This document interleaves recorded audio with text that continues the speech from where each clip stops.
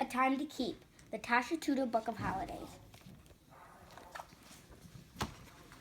Where beauty has no ebb, decay no flood, but joy is wisdom, an endless song. William Butler Yeats. Time is the image of eternity. Plato. To everything there is a season, and a time to every purpose under heaven. A time to keep. Ecclesiastics. Granny, what was it like when Mummy was me? January. January brings the snow, makes our feet and fingers glow. Mother Goose. Oh, there were lots of joyful times. We all danced around. On the last day of the old year, the children built a bonfire. We all danced around and shouted, Happy New Year. Then we had a party supper with roast beef and Yorkshire pudding and apple pie and ice cream and cheese. January 6th.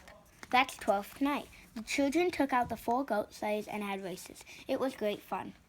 There was a prize for the winner. In the evening, everyone dressed up and played charades. February. Roses are red, violets are blue. Angels in heaven know I love you. Old song. We had a small post office in those days. Valentines came by sparrow post. The Dow family received Valentines, so did the Corgis, and Miss Puss got a catnip mouse. On Washington's birthday, we had Washington pie for tea, and favors sent by Boston by Aunt Middlemary. In the evening, the children put on a historic tableau using the costumes we still have in the attic. March. Daffodils that take the winds of March with beauty. William Shakespeare. March brought sugaring weather, and everyone turned out to gather sap. Syrup making ended with a sugaring off party when we ate dinner at the sugar house and had sugar on snow for a treat. April. April showers bring May flowers. Mother Goose. Easter week, we all made pretty Easter eggs and had hot cross buns for tea. We always had the most wonderful Easter egg tree with goose, duck, chicken, bantam, and pigeon eggs. On the very top were canary eggs. In April, the new kids were let out to play in the warm spring sunshine. There were calves to feed and little chicks, and there were always gaggles of goslings. May. Welcome be thou, fair, fresh May. Geoffrey Chaucer. On May Day, the children left May baskets at our neighbors' doors, and we danced around the maypole. That's the month we planted a garden. We had delectable 11-ish parties with iced tea and cookies under the crabapple tree. June, and it was summer, warm, beautiful summer. Hans Christian Andersen. Midsummer's Eve comes in June. That's when we had a marionette show. There were many, many rehearsals, marionettes to make, scenery to paint, and programs to print and color.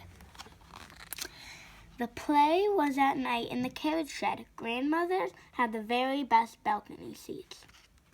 Refreshments were served at intermissions, and everyone had a wonderful time. July. Life, liberty, and the pursuit of happiness. Thomas Jefferson. July 4th started with setting off firecrackers under tin cans. The boys loved the noise, but the Corgis didn't. We would hang a flag from the loft window and fix a huge and delicious picnic. Then we would take the canoes and paddle to the magic island where we ate lunch. In the evening, there were fireworks at the fairgrounds in the village. We liked to watch them from the high pasture. August. My heart is like a singing bird. Christine Rossetti. August brought your mother's birthday, which we celebrated at night by the river. The table was set with birch bark plates and gourd drinking cups. There were favors made from walnut shells and families of wooden animals in the little baskets, and meringues made in the shape of toadstools. But best of all, the birthday cake came floating down the river. September. Comfort me with apples. Song of Solomon. September is Fair Month. On Labor Day, we used to hold the Dolls Fair. All the dolls came, of course, and their friends. We used buttons for money. You could buy cakes and pies and anything else you wanted, all for buttons. It was great fun. There was a flower and vegetable show with prizes, beetle races, archery contests, and delicious ice cream soda.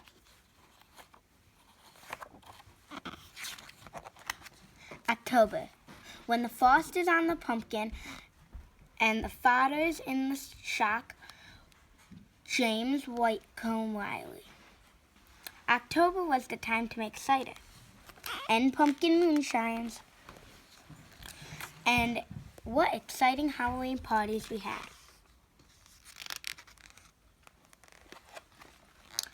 November, no fruits, no flowers, no leaves, no birds. November, Thomas Hood.